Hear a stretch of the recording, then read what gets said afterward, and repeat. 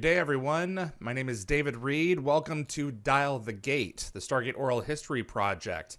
Colin Bowman of Hollywood Collectibles is with us for this episode. This is one I've been looking forward to ever since his San Diego Comic-Con debut of the Stargate merchandise last month. Linda Fury, my producer, Linda Gate-Gabber Fury, has provided us some content that you're going to be seeing in this episode.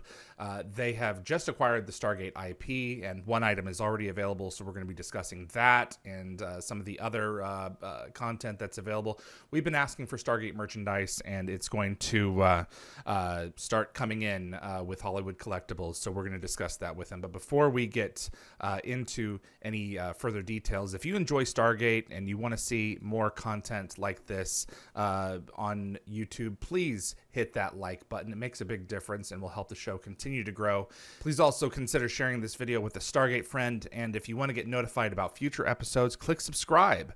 And if you click the bell icon, we will notify you the moment a new video drops, and you'll get my notifications of any last-minute guest changes. And clips from this show will be released over the course of the next few weeks on the Dial the Gate YouTube channel. As this is a pre-recorded episode, our moderators are just going to be monitoring the chat. They're not going to be taking questions for Colin, but I'm sure we'll have him back on as his company continues to produce Stargate content. Again, they've just acquired the license, but we wanted to introduce you to the work that they've done and kind of give you a taste of what's to come. So enjoy this episode. Colin Bowman of Hollywood Collectibles, welcome to Dial the Gate, sir. Thank you so much for being here. Happy to be here. Glad to meet you. So you guys just acquired the Stargate IP very recently. So this is a new IP for you, is it not? Brand new. Wow. Absolutely. We rushed to bring out a couple of samples just to say, hey, San Diego, hey, world, Stargate is one of our new properties, and we're excited to bring it to you. Wow. How many IPs do you guys have? How many shows and movies do you guys currently represent? Off the top of my head, I'm not sure, but Okay. you know, It's a lot. It's a lot, but it's not an unmanageable amount. So, you know, the famous ones that we are well known for are Alien and Predator. That's like, you know, the two biggest ones. But we've done Resident Evil, we've done Ghostbusters, Saw, Terminator, Batman. I mean, it goes on and on. How long have you been in the collectibles industry? What's your story there? The company began in 2005. I last weekend started my 18th year with the company. So, you know, I've been here literally since the beginning, because in those first couple of years, it was a lot of bobbleheads and a lot of things being done, and they were being shipped and everything through Sideshow. And so there just came a time where we just said, we're going to set up our own warehouse and we're going to bring in the things, and there we go. Yeah, that's how long I've been here. As for collectibles, if you want to define that to include antiques, probably over 50 years. Wow. So it's kind of your thing. Yeah, it's always been my thing. I mean, growing up as the littlest kid, my dad collected antiques, and he had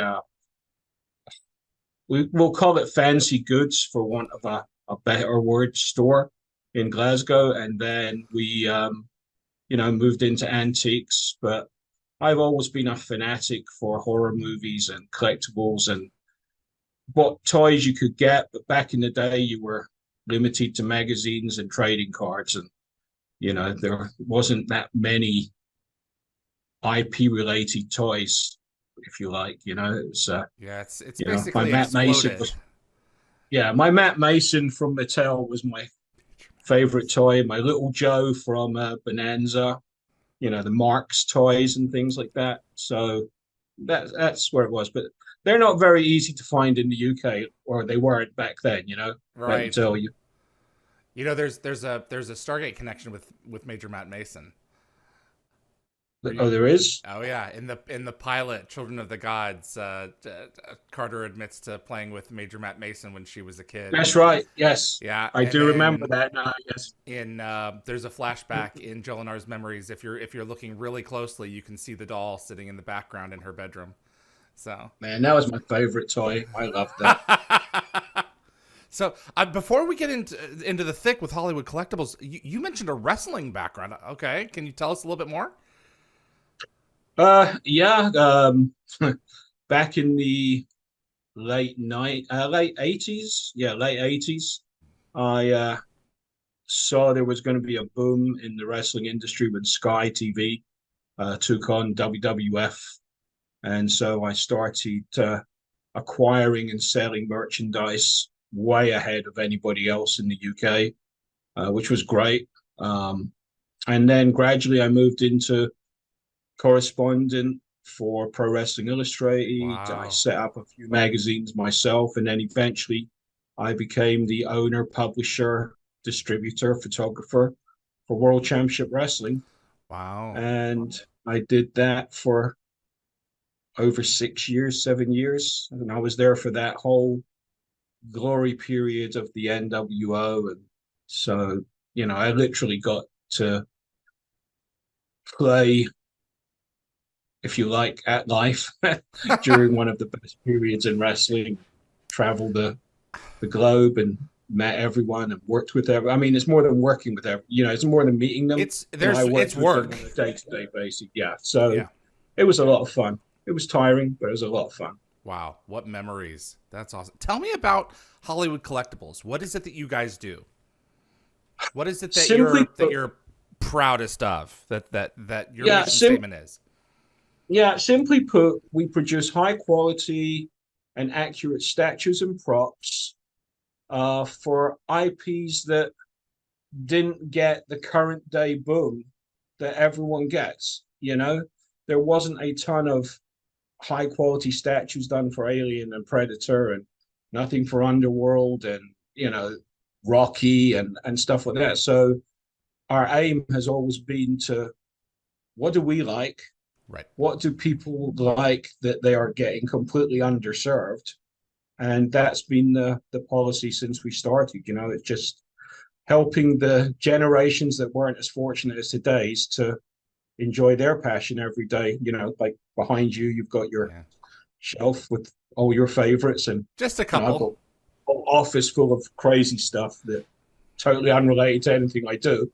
But that's the feeling we want people to have. We want somebody to be able to find something from their childhood, their teens, and be able to relive it and enjoy it and smile when they walk past it.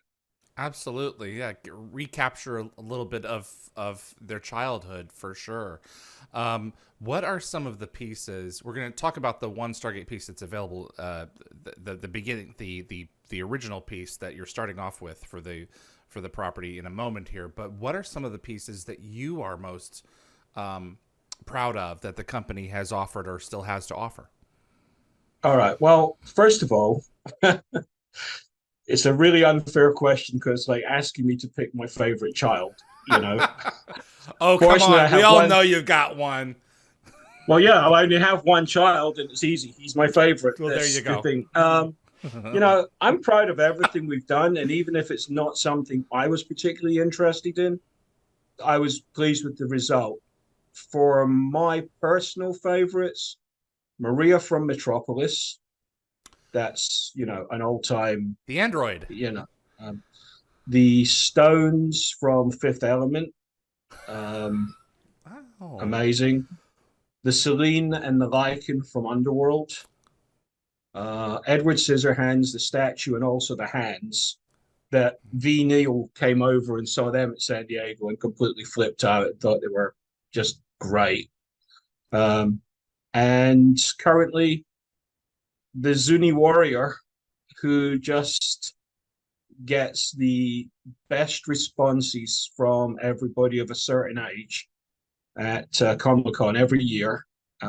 He's just sitting there, his little chain on and his spear, and you'll get Don't get scared of that, and then they explain it to their kids and stuff like that. And I think that's the other nice thing about everything we do.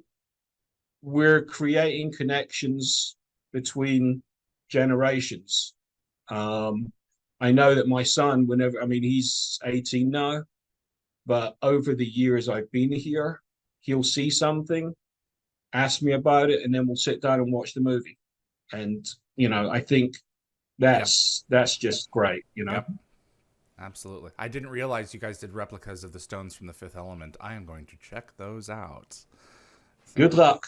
I think there was only 150 made, and it was many years ago. okay. And occasionally somebody will say, I saw these on eBay for X amount. And I'm like, you should take them because they never appear. Wow. Okay, understood. Yeah, that's wild.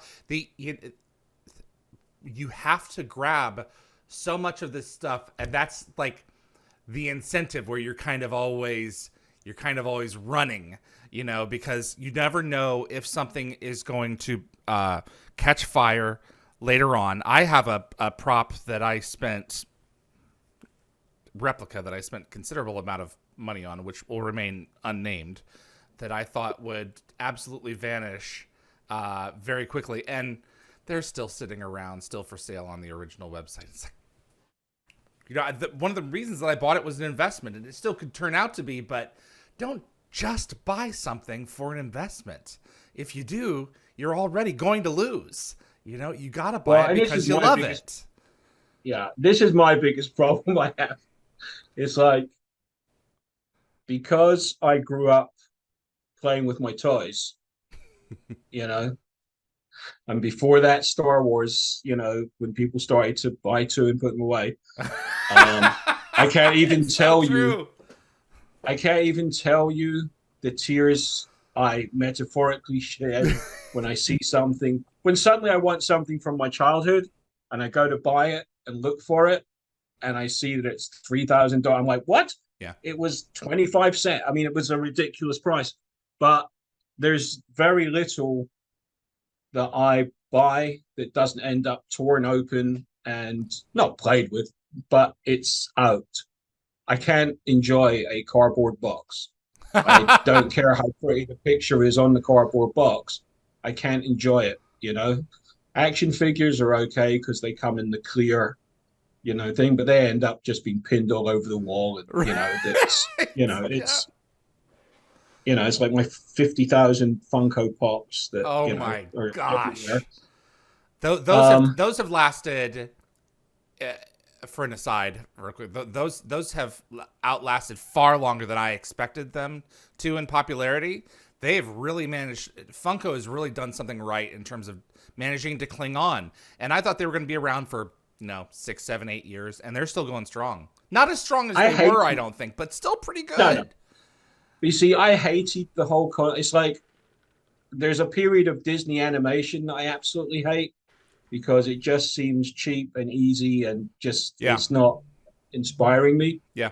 That's how I felt about the pops. I'm like, oh my god, this is so basic. So, oh, you've got something from Boondock Saints? I've got to have that. And it's like Right. that's Yeah, there's an in somewhere with one of those. They'll speak to you as as a fan, and it's like, okay, well, I will have that one.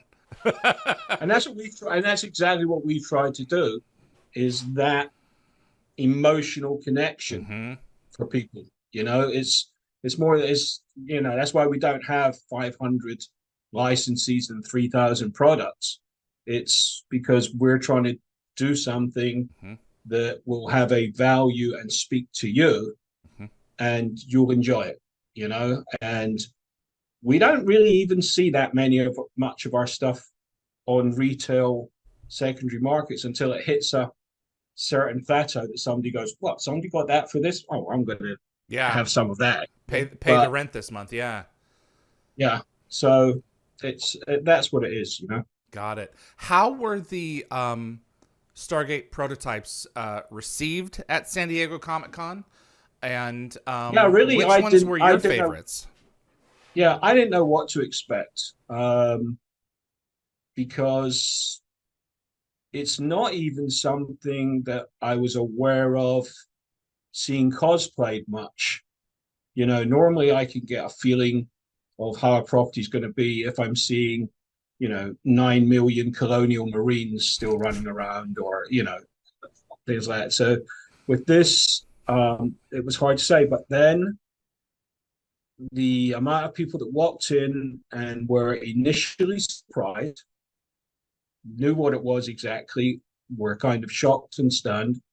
Um, then they would share all their favorite memories from the different shows and who their favorite character was. I think Telik comes off as probably the most named character I heard where from people going, well, if you do a Telik statue, then I'm there. And thinking, well, what would he wear? I'm like, which version of him? Yeah, there's Would you numerous want a versions of statue? him. Yeah. Yeah.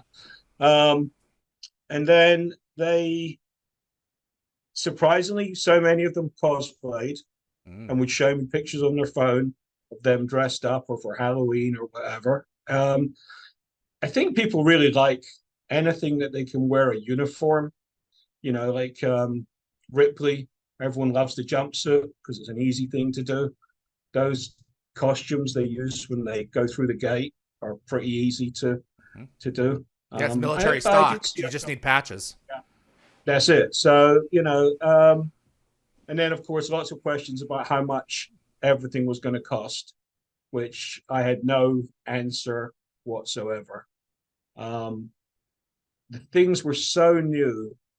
The Anubis was absolutely amazing, and he's a quarter scale. He stands almost 24 inches high, which puts him almost towards third scale because, he's a big, Correct. we always try and, when we were doing the big characters from Resident Evil, the Nemesis and the Executioner were so much bigger than every other quarter scale because it would look stupid if we just said, oh, Yeah. quarter scale is 14 inches or 18 You inches, got to feel it out. Yeah. So it was very positive. And yeah, it made me excited to get the things out to people. And let's see what else we've got coming along. That's the What do you have coming along right now for Stargate? Tell us what's on offer now. And keep in mind, everyone, you guys Okay. First of just all, got let's this start. thing. So, Yeah, let's start with the mirror. Okay, it's 20-inch mirror, and I know you guys have probably seen the 12-inch and stuff like that, which was kind of thin. So the 20-inch mirror is a lot more coverage. In fact, if I oh, move slightly, hello. Gorgeous. so there you go. It's 20 inches. It's thick. There's pictures of it on the website. Um, and in fact, something for you guys, just because it's you. If anyone goes online and wants to buy it, and remember, it only just went live a day or two ago. If they use the code DHD, as in dial home device 12, oh, no spaces, they'll get 12% off the discount. That 12% discount on the mirror, Oh, and that's thank just for you. you guys. And We appreciate DHD 1 2. Okay. yeah, so and that's just for you. Well, thank It's you so much. and then also at the show we had the first prototype of our amulet of Ra. Okay. Um, so hopefully that won't be too long. It's it's in the pre-production stage where everything has to be just right. I'm a stickler, particularly for this one piece. I really want to make it, right, and so that's just not going to be rushed out. Okay. Anubis, I know we've finished photographing, so that should hopefully appear on the site soon. Uh, it's incredible. I mean, the detail down to the stones, the sapphires, the rubies. The what's what am I trying to say? The staff weapon. Ah, yes. It's just it's just beautiful. I mean, absolutely one of my favorite things we've ever done.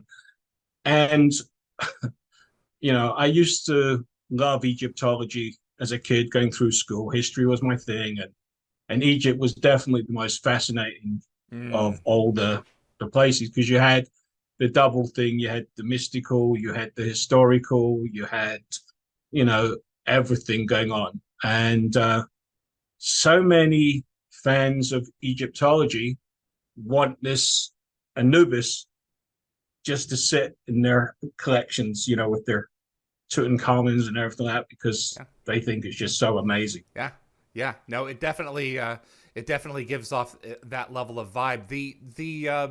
The amulet, is that going to be full scale, or is it going to be half scale? What's your plan for the amulet?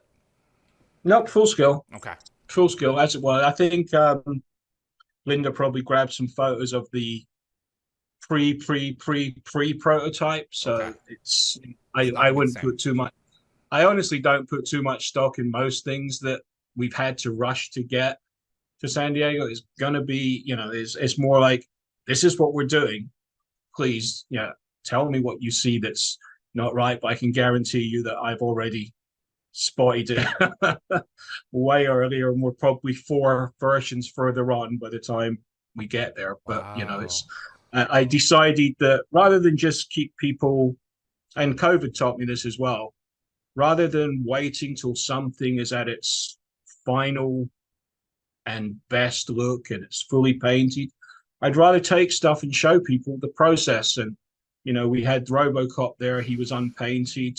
He was just all the pieces were there, but Mm-hmm. we hadn't time to paint him. The year before, we had the giant hunter predator on the tree. Um, Kane from Alien was there last time in the primer. This year, he was there in his, fully painted up. So it's nice for people to just keep up with what you're doing and show them that okay, this will be coming probably in a year, but you're seeing it now and start saving and Yeah, it's what you're working get ready. on. Yeah. Absolutely. So it's not just I just don't want to take final products out there. I want to show what we're doing. I know that we're well known for doing the life size alien big chap. It stands like 8 foot tall, and we had taken it out, not finished, but fully painted and everything. It was just to get the approvals, but we were really unhappy with the head. So I had the head redone, remolded, the dome fixed.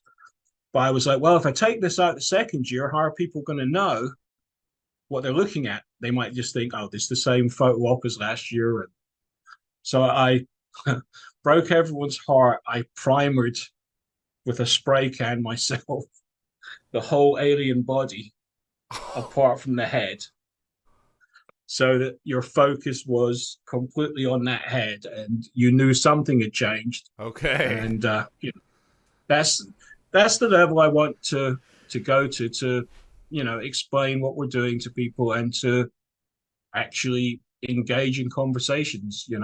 Absolutely. You're there to build relationships, and make a connection with people who love, a series or a film just like you. The prototypes at the Stargate prototypes at the convention were all film related. Have you just secured the license for the feature film or any of the shows at this point as well? We have the license for everything. Okay. Wow. All right. All the way through to SGU. Yeah, we Okay. have sites about SG1, and we'll work our way through as we work our way through, like we do with everything. Yeah. But we actually have the license to produce anything from movies, shows. Okay. What else is in the pipeline, or are you waiting for sales for the mirror before making that call? Can you give us any No, hints to? no, we will never base anything we're doing or our business plan on. Well, let's just put this out there and then see what happens. Okay. invested too much time and money Yeah. in the license, and it's our job to push these things and get them through. I can't be really specific at the moment with what else we're going to be doing, but definitely be looking at more statues and more props. Okay. But I don't want to get specific. This industry is too Oh gosh. bouncy, Yeah. Absolutely. and but I would say the odds are yes that you'll see a staff weapon and a Zat gun. That was my next question. What are the odds of a staff weapon or a Zat? That's great. And be sure in the design to put a metal core down the middle of that staff gun, because trust me, they bow over time. So whatever you do, be sure to do that. Yeah, I think we learned a lot about. We've done some seriously large weapons in the past. Like we did the the smart gun from Aliens, Okay. which is a huge piece. And yeah, the whole center of that was a steel bar all the way down because, you don't want it to flex too much. No, absolutely. And we make props that are replicas and display pieces to be looked at and enjoyed. And you know what? If you want to, they're just not really built when you're going to that level of detail stuff. These aren't toys. No. And no, they're like model museum pieces. Yeah, I can't tell you how many times I've had somebody say, "Oh, my friend came over and he saw my pulse rifle and he picked it up and he started slamming the things and didn't realize it was resin and he snapped it and broke it and everything." And I'm like, I there's nothing I can do. I mean, it's like, it's yeah, just don't let your friend in your house anymore. It's pretty foolish. Yeah. But I mean, that's the thing. It's these things are really high quality, real. They're works of art. I mean, every single thing we do is individually hand painted. And it's just value it. I mean, I swear, like, if I'm spending $900 on something like a pulse rifle, nobody's getting to play with that. It's on its shelf and it's there. There's other cheaper alternatives you can do for cosplays, and I don't know. You can't tell people what to do with their stuff, but really, when I do some things, it's scary. You remind me of a story that I had movie nights at my house. This is just a quick aside. And for years before COVID, and one night I had a bunch of guys over. I ran to the gas station to get something, and if I recall correctly, they sent me a photo of them wearing two of my helmets that were in my collection. These aren't replicas. They're the original thing. And they were just joking around. And I didn't let them have, I should have let them have it. But you just don't mess around with my stuff, So don't be stupid. What can you do, right? Oh, I know. It's frustrating because you don't actually know what something is. You don't know if it's a $5 toy from Walmart or it's a $5,000 original prop. So best not to touch it is my thing. It's exactly. the amount. I mean, we try and make our booth very customer friendly. When they come in, you can see everything clearly. But I can guarantee you, if I leave one gap, somebody's hand will be in there, and I'll just be like, "Can you not touch that, please?" Yeah. And they're like, "Oh, sorry." I'm like, "Yeah, that sign there, but that's okay." Sign that says "Don't touch." It's not just there Actually, for its own sake. No, I believe that the "Do not touch" sign actually means "Please touch." It's like if I put a sign that said "Please touch," nobody would. I believe that, but people, we're very You tactile, know, especially at conventions. We want to handle stuff. I think that, every booth should at least have like one thing that you can, like, here, you want to touch something, touch this one. Give them something that they can interact with. But for most of it, hands off. yeah, no, I mean it's only because at the convention, what's there is the probably the only copy in existence at that Right. time, and Exactly. it may still have to go to the licensor. It may still have to go to the factory. It may Yeah, still have to come home with me. I mean, I want it to be in you know, a reasonable shape. It's absolutely. it's uh, it's hard enough getting the stuff from your warehouse to the booth in one piece as it is. Boy, do So I know it's that. That is certainly true. Yeah, and these are your archive pieces, because they're the prototypes. So they're going in that's right. Yeah. storage. You're not just going to chuck them after the event. Um, No. are you hoping to create a number of different items for a number of different price points? That is always the hope. Okay. We always hope for that, but as you're aware, economically, the world's not a friendly place, Yeah. particularly, at the moment. The one thing about us at Hollywood Collectibles is we're set up to produce good quality items on low production runs. We don't want to be in those situations where we've overproduced or cannot deliver something we've promised. The one thing we do offer is the very flexible range of payment plans, Okay. or layaways, depending on which way you want to describe it, and that helps absorb the sting of a large payment. And I'm the easiest going person in this industry when it comes to the payment plans because I understand life happens and life comes first. Mm-hmm. And if for some reason you can't, for any reason, make your payment 1 month or 2 months or 6 months, I don't care. If you've made your one payment or two payments or something, that's yours, and I will just wait until you are in a position to say, can I finish it now? Can I restart the payment plan? Or really, I have to cancel it, and that's the end of it. But there's no pressure from me. Mm. I know there are some places out there that, yeah, you didn't make your payment, you're not getting your piece, it's gone, Mm-hmm. and stuff like that. And I've worked in this industry my whole life, and I understand the importance of building relationships with your customers. Mm-hmm. And you know, the payment plans are actually my biggest connection, because it's something that really has taken off. It's a necessity, and but it shouldn't be torture either. You shouldn't be sitting there at home. Oh, I've got to make my $75 payment. I can't. The mortgage is due. Just Yeah. message me, phone me. It's like, done, taken care of, suspended until you're ready to go, and that'll be it. That's a Um, big deal, especially now when things are so financially volatile.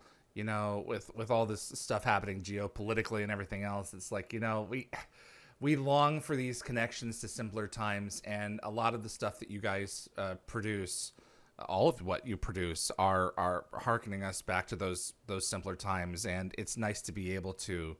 I'm glad to hear that it's that you're going to keep it waiting for them. If someone really wants it, you're going to make it happen. So I'm also still not going to send it to you until you've paid for it all, but good try, no, because no, that's not how that works. Jeez. Um, how long have you been a Stargate fan? oh, okay. Here's the deal. In my life, I think fan is too strong a word to describe anything Okay, except Batman. for And when you Bat, reach 60, yeah, apart from Batman, you and John Shepard, yeah, we get I'm a along fan. well. Yeah, anything, yeah. Um, when you reach 60, I've enjoyed so many movies and shows. My wife and I still try and see at least six new releases a month, Wow. to just keep up there. Yeah, those little A lists from AMC's Okay. Yeah. are Yep. incredible. But we'll take a Sunday and we'll see two or three movies and Wow. just sit there, and and it's yeah. And I come from I worked in the film industry in the early uh, late 70s, early 80s, when the technology was just really booming. And so, when Michael Jackson was doing all those morphing Yeah. videos and the Terminator was doing all those things like that, it's like your wildest dreams when I was, an, a young adult were coming true. You were seeing, this wasn't any longer just you'll believe a man can fly. This is like, holy crap, you'll believe everything Yeah. exists and is possible. And so it's really a hard thing to say you're a fan of anything because you've seen so many. I mean, my voodoo list of movies is so eclectic and goes from crazy stuff from like Kentucky Fried Movie all the way through, the Blues Brothers, who's another thing that I'm a huge fan of. Belushi was a god. I Uh-huh. mean, Yeah. it's yeah, Yeah, he's awesome. Um, and then you've just got all this science fiction, and then this modern horror, this stupid Purge movies, which are crazy, but how scary is that, They though? have their Uh, audience. yeah, and So I'm in that audience. It's like these A24 movies, the Bloomhouse things. they've They taken they move off. up. Yeah, Yeah, A24 it's crazy. especially, they're something to look out for. They every time I turn around and I see an A24 banner at the beginning of a trailer, it's like, okay, I'm going to sit down and I'm going to watch this trailer because they're Yeah, just producing such good content. So, but I just enjoy movies. But here's a funny story. I was never a fan of James Spader, right? Just I don't know whether that's because of the kid movies, the teen movies, and he was just obnoxious, and somehow that scarred my brain. But he just wasn't my taste. And then along came the Blacklist on TV, and I'm a huge fan of James Spader now because what an amazing TV show and what an amazing actor. And it just shows you. I've always said this to people. People come up to me and say, "Oh, I hate this movie," or "I hate that movie," or that. And I'm like, "Well, what age were you when you saw it?" yeah, And they'll tell me, and I go back and go watch back and that watch it. again, because your tastes change. Yep. Your taste for food, clothes, fashion, and believe me, for movies as well. Yep. There's, I know this is a horrible, not horrible, but it's like I don't think there are bad movies. I just think there are different tastes. And, it's when I see people really ripping into movies and saying how terrible they are, I'm like, no, what you mean is you just didn't like it. It's not to your taste because the movie probably did have some redeeming qualities, apart from Split. Split didn't have any redeeming qualities, but Well, it's the greatest movie. Ed Wood would certainly appreciate you. Yes. Oh, I love all that as well. But I remember I hadn't thought much about Stargate for a long time, and I was shooting a pilot for a show that never came to fruition, and we were in LCW Props in Los Angeles. They're a big, massive prop house that everyone apparently goes to, and they're gravestones from Hocus Pocus and Wow. stuff. And I was like over looking at I go, this is familiar, this is familiar. And they're like, yeah, that's the blood machine from Cabin in the Woods. And I was like, oh my God, it is. It's like, I'm like, this is amazing.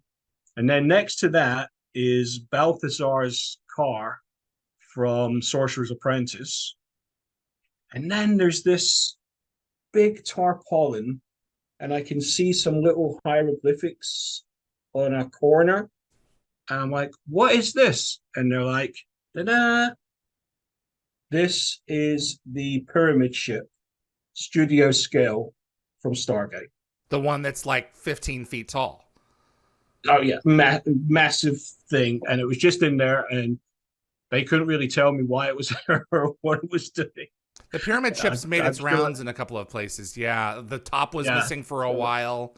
There's a whole. It's beginning to become legend. So I'm glad that so, it's somewhere safe. well, I don't know if it's still there. I mean, Okay. we're going back over 10 years ago Oh, for that as well. So okay. so you know, Okay. but Stargate. I mean, I like the movie. SG-1 was hard for me to keep up with, just with my schedule with the wrestling and traveling, being half based in the UK and half based here, and then not actually knowing where it was on because I Yeah. was sure I didn't have Showtime here. And then, if I'm not mistaken, Britain showed episodes ahead of the US. Sky for a while was And doing that for a few seasons. Yeah. yeah, and so you never knew what was going on. Yeah. It always gave me Doctor Who vibes, but with a better budget. And I love Doctor Who, but I always got that kind of like, or going through here, where are we ending up today? Yeah. What's going on? And so that was it. My wife's a huge fan. She was so excited when I told her we're doing Stargate stuff. In fact, I'm pretty sure this mirror is about to end up in the house. I mean, her pantheon really is Alien. Then Stargate will be above that, but Wow. it'll be but it will be below Dune and Star Trek. Mm-hmm. See how I say Dune? It's because it's not June, apparently, as I say in my English accent. June. It's Dune, and my house is filled with books and memorabilia, and yeah, she absolutely loves that. It's awesome when you found a partner who engages with a passion as much as you do. Is it? I mean, I have a 4-bedroom house, right. and it may as well be a half-bedroom studio with the amount of room that's left for us to actually live in. When you walk, I mean, people walk into our house and they're like, "This is a museum." Right, exactly. You don't have like your man cave of stuff.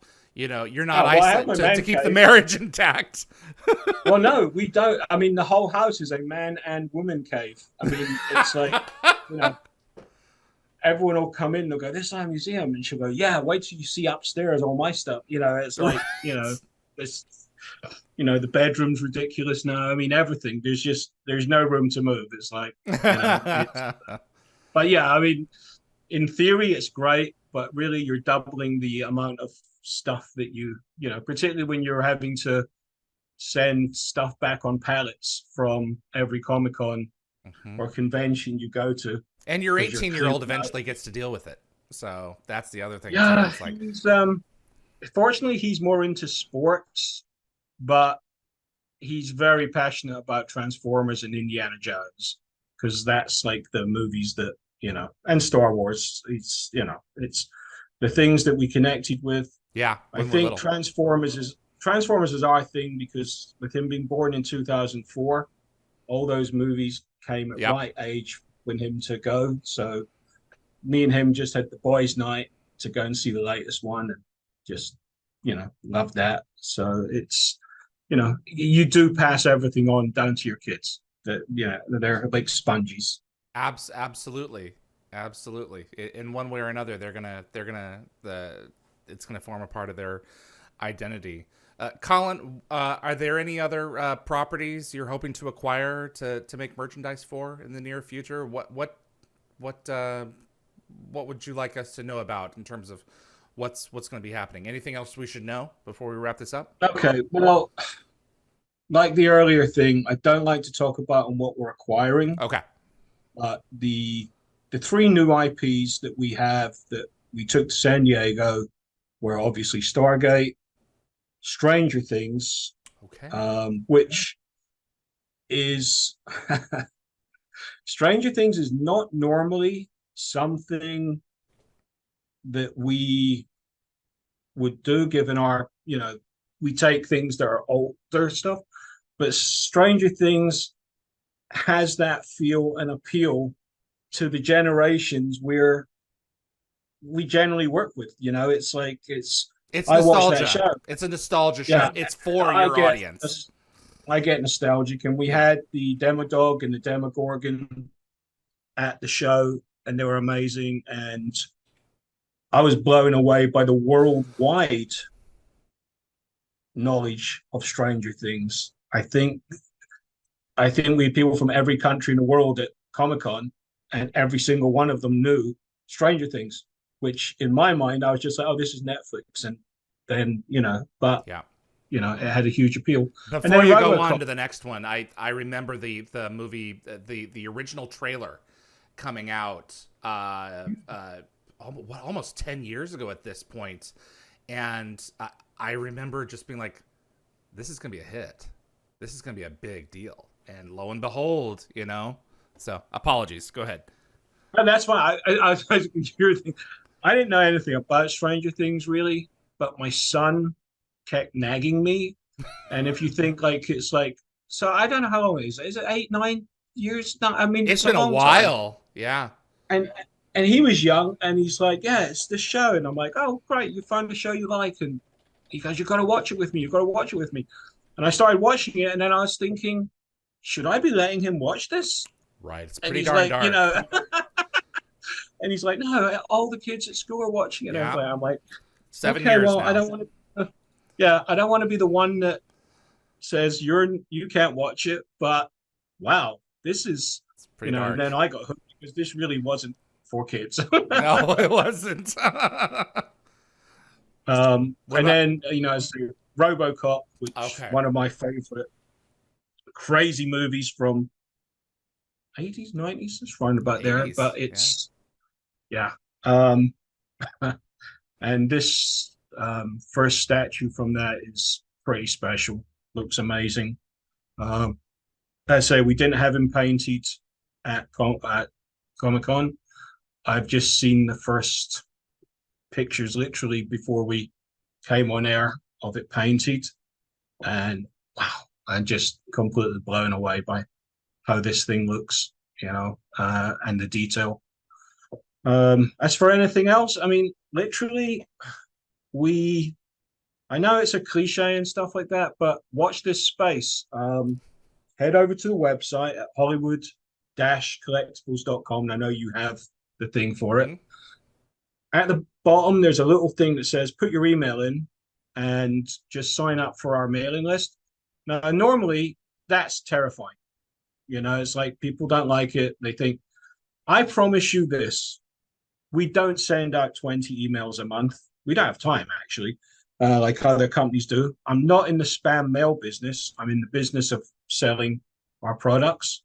And most of the time, you won't hear from us for a couple of months at a time because if we don't have anything new to announce, we're not going to, oh, the weather was lovely here today, it's blah, blah, blah, Right. or, stuff like that. Right.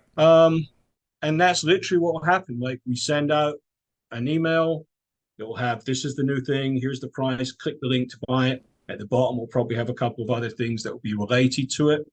And then that's it. You don't hear from us again, and you can go on, place your order, pick your payment plan. If you don't see a payment plan that suits you, you can message me and we can work with you and see what we can do. Ah. And it's that's what it is. It's like I want as many people to have our product as possible, bearing in mind how few of them there are. These do not end up in the bargain bin at dollar store. It's a limited Because release. most of our releases there's always an exclusive. Well, usually there's an exclusive and a regular version, and people are always like, but they're both the same price. And I'm like, yeah, because the exclusive you can only buy exclusively from us, and that's a gift for you. The little extra added on is a gift for you trusting us and coming to us directly. Mhm. Um, we do have dealers out there that sell our products, but that marketplace has, that's dwindled as time goes on, I just suspect. because there aren't that many dealers. It's a sad thing, and comic book stores don't really know what to add in anymore. But most of them can't afford to carry the big, $400, $500 statues. Yeah. They've got Funko Pops for that, and they've got Yep. action figures, and that's a lot easier. Statues take a lot of real estate, and you've got to turn them over quickly. And you might not do that because you've got one person. You're just waiting for the one person to walk in that got to have that. So that's why we do the regular and the exclusive. And I just want to work with people and make sure they get the best product, they enjoy it, and no problems. All right. Well, Colin, I really appreciate you sharing your your company with us and your plans for Stargate and your love of these franchises. It means a lot to me to have you on. Looking forward to watching your Stargate inventory grow, and I'm looking forward to making you making me a customer. I'm really looking forward to a lot of these pieces that you have coming along. So Yeah, well, I appreciate being given the opportunity to come on and talk about it. It's been a pleasure. It's been fun. absolutely, sir. Thank you so much for your time. My thanks once again to Colin Bowman for joining me in this episode of Dial the Gate. And if you want to check out the Hollywood Collectibles website, visit www.hollywood-collectibles.com.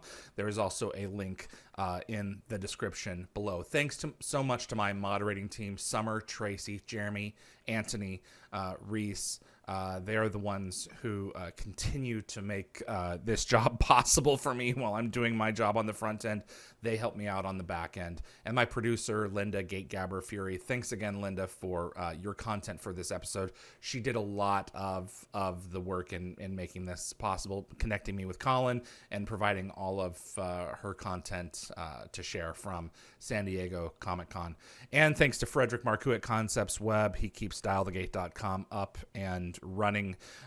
Keep it there for the complete list of shows that are planned for the rest of season 3. And that's what we've got. My name is David Reed for Dial the Gate. I appreciate you tuning in, and we'll see you on the other side.